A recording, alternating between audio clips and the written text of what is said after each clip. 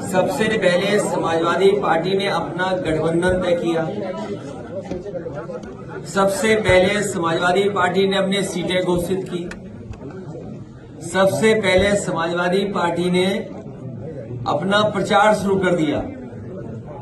और आप देखना, सबसे पहले जीत का भी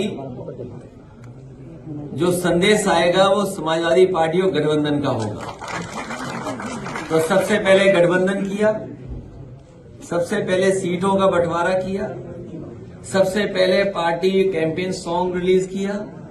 तो आप पहली सूचना भी समाजवादी पार्टी और गठबंधन की सीट की जीत का आपको सुनने को मिलेगा। जहां तक बीजेपी का सवाल है, कल भी आपने भाषण सुना होगा। जो एयरपोर्ट रनवे का उद्घाटन हुआ वो समाजवादी पार्टी की सरकार में बना, नेताजी के समय पर बना। उसका एक्सपेंशन समाजवादी पिछली सरकार में हुआ, चाहे वो आजमगढ़ हो, चित्रकूट हो, मुरादाबाद हो या लखनऊ का जो टर्मिनल बना है। जिस समय समाजवादी सरकार थी, लैंड एंड एक्विजिशन से लेकर के सब काम उस समय हुए थे। और उसका परिणाम ये हुआ कि आज आपको वो काम सब दिखाई दे रहे हैं। ये जो नारा देते हैं सबका साथ, सबका विकास, ये सबसे ज्यादा झूठ है। सबका साथ कहां दिखाई दे रहा है? सबका साथ कहां दिखाई दे रहा है? सबका विश्वास कहां है? इससे ज्यादा झूठा नारा और क्या हो सकता है? इसीलिए ये चुनाव संविधान बचाने का है। बाबा साहब भीमराव अम्बेडकर जी का संविधान दिया, उसको बचाने का है। लोकतंत्र बचाने का है।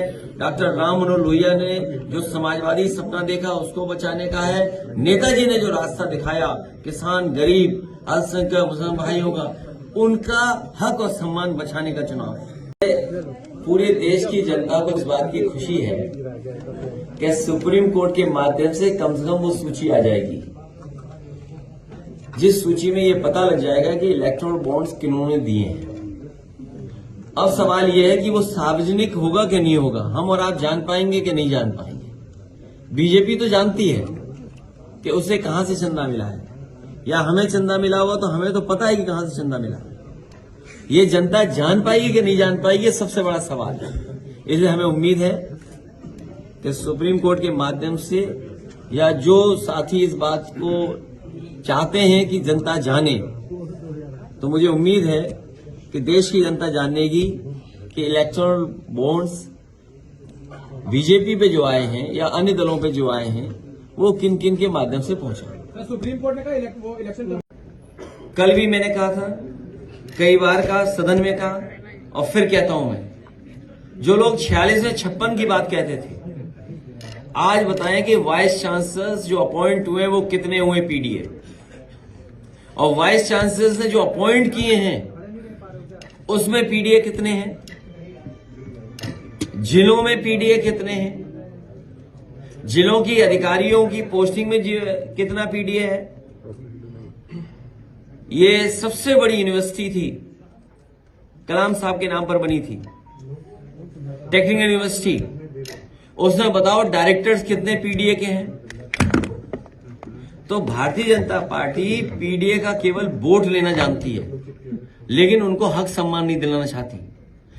भारतीय जनता पार्टी जानती है कि 60 लाख बच्चों के भविष्य से खिलवाड़ किया उन्होंने, और मैंने वो गणित कई बार समझाया, फिर समझाता हूं मैं आपको कि अगर उनके माता पिता को जोड़ दें और जिस अभ्यर्थी ने परीक्षा लिखी थी हम उसको जोड़ लें, तो अगर हम 3 लोग जोड़ लें और 60 लाख लोगों का भविष्य इन्होंने अंधकार में किया, तो 60 लाख गुणा 3, 1 करोड़ 80 लाख, और 1 करोड़ 80 लाख का अगर हम भाग दे देंगे 80 लोकसभाओं से, तो 2,25,000 वोट इनके कम हो गए हर लोकसभा में। ये घबराहट है। सोचिए कि हर लोकसभा में भारतीय जनता पार्टी के 2,25,000 वोट कम हुए हैं। और जो लोग किसान की आय दोगुनी की बात कर रहे थे, क्या आय दोगुनी हो गई?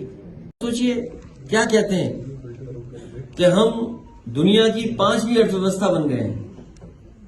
विश्व गुरु बन गए, विकसित भारत बनाना चाहते हैं, 80 करोड़ लोगों को राशन दे रहे हैं और 90% लड़का पढ़ा लिखा बेरोजगार है। का जो गणित है, इसका जवाब भारतीय जनता पार्टी के पास नहीं है। न पीडीए का जवाब है उनके पास, न किसान की आय दोगुनी का जवाब है, न महंगाई का है और न ही नौकरी का है। मतलब अग्निवीर जैसी आधी अधूरी नौकरी होगी क्या? आप एमएसपी दीजिए और पूरी नौकरी दीजिए, जिससे वर्दी पहन करके नौजवान को सम्मान मिल सके। कर्ज के चलते कल एक बार लखनऊ में कारोबारी ने सुसाइड किया। एक नहीं, अगर हम एनसीआरबी के आंकड़े देखेंगे तो 1 लाख किसान ने आत्महत्या की है। नौजवानों की अगर हम देखेंगे, गरीबी के कारण, बेरोजगारी के कारण, आप सोचिए परीक्षा कैंसिल हो गई, नौकरी नहीं मिली, तो वही ब्रजेश पाल नौजवान कन्नौज का, उसने अपनी डिग्रियां जला दी और कहा कि ये डिग्री किस काम की है जो मुझे नौकरी नहीं दिला सकते। वहीं फिरोजाबाद में एक बेटी वर्षा, परीक्षा कैंसिल हो गई, उसकी वजह से आत्महत्या कर ली। ऐसे न जाने कितने केस हैं नोएडा से लेकर के गाजीपुर तक, जिसमें कई लोगों ने जान दी है। पुलिस की प्रताड़ना से जान जा रही है, पुलिस अन्यायकारी उससे जान जा रही है। सूदखोर डेली दबाव बना रहे हैं, जो लोकल स्तर पे सूदखोर हैं, जिसके खिलाफ कार्रवाई होनी चाहिए। बलिया में, आपके इलाहाबाद प्रयागराज में बहुत सारी जगह पर ऐसी घटनाएं, ये सब को बढ़ावा दे रही है भारतीय जनता पार्टी।